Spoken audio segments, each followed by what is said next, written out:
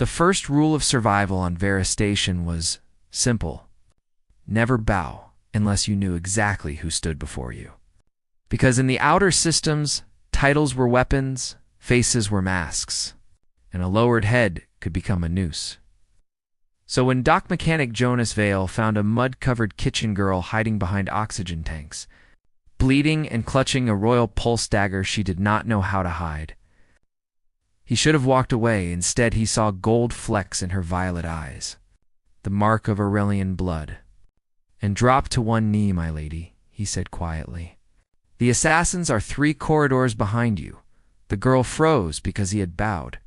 Princess Marin of the Aurelian throne had crossed half the station dressed as a servant after the peace. Summit became a slaughterhouse. Her guards were dead, her coms were jammed, and every screen blamed the human delegation. If she died, her admirals would fire on colony ships. If she lived, truth might outrun war. Jonas opened a maintenance hatch. "Move, Your Highness," he said. She stared at him. "You are human." As if that alone made him suspect, Jonas smiled. "Worse. I am the human who fixed the doors your people keep breaking. Now crawl." Assassins rounded the corner as Marin slipped into the shaft. Jonas followed, sealed the hatch, and a rifle beam cut the wall where his skull had been. For one breath, the princess understood. The stranger had recognized her, bowed to her, then risked death before asking what her life was worth. They crawled through the bones of Vera Station, past coolant pipes, relays, and warning labels written in dead languages. Marin tried to move like a servant, but every instinct betrayed her.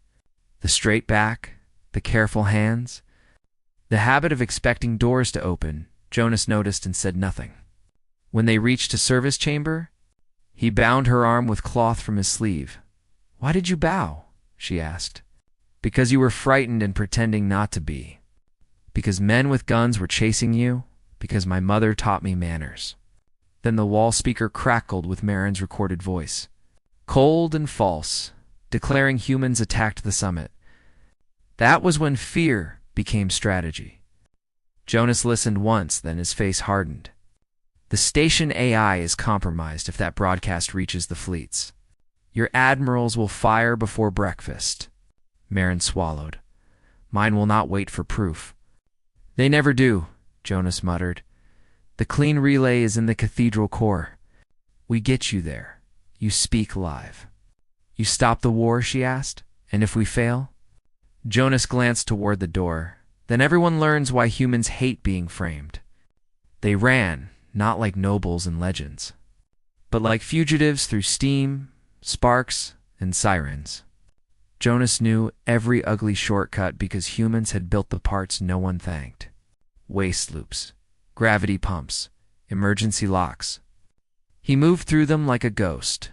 Twice he shoved Marin behind cover before shots came.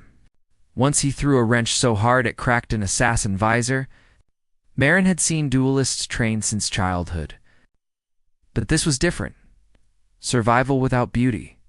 Courage without witnesses. A human turning pipes into a battlefield at the transit ring. They found human refugees cornered behind cargo crates. Miners, nurses, children, clutching emergency masks. Imperial drones circled above them, repeating the lie that humans were hostile combatants.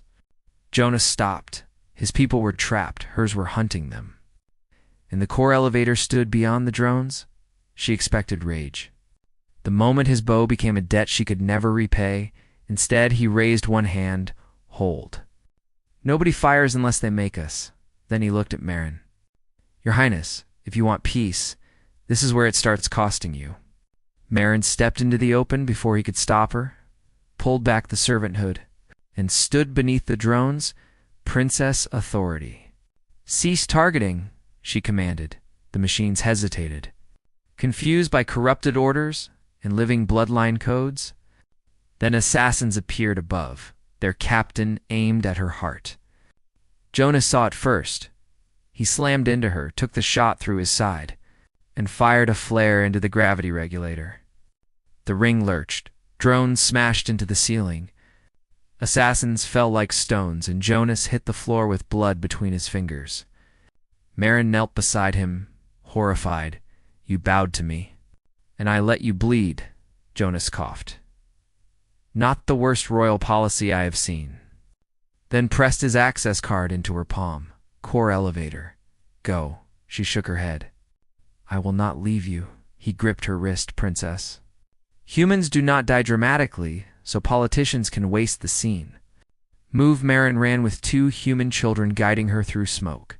Behind her, Jonas forced himself upright, grabbed a fallen rifle, and held the corridor alone. Because every second he stole was a future someone else might live in.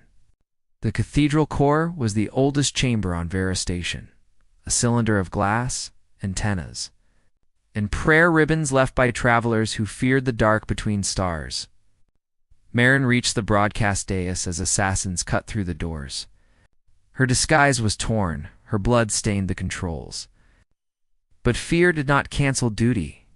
It revealed it. She opened every channel. 2 Aurelian fleets, human ships, neutral witnesses, and the watching station. "I am Princess Marin, alive by the courage of a human. The summit was attacked by traitors within my own court. Any vessel firing on civilians fires against the throne." For 3 seconds, the galaxy held its breath. Then the first Aurelian battleship powered down weapons. Then another. Then human evacuation ships opened medical channels. Assassins breached the core, but found refugees behind the princess, guards switching sides, and a wounded human mechanic arriving in the elevator, pale, furious, and still standing. Jonas raised a rifle. Marin raised the royal dagger. And the captain understood the mistake. He had not chased a disguised princess into a corner. He had chased her into humanity when Dawn's cycle returned. The official record said Princess Marin survived, but everyone knew the story. A human mechanic saw through a royal disguise and bowed anyway. Not to power, not to empire, but to the frightened person underneath. Weeks later, at the rebuilt summit, Marin entered in crown armor, stopped before Jonas' veil, and bowed to him. The hall went silent. Jonas murmured, "Your Highness." "People will talk," Marin smiled. "Let them. Today they learned what humans taught me. Respect is not weakness. Mercy is not surrender. And sometimes the smallest bow can stop the largest war."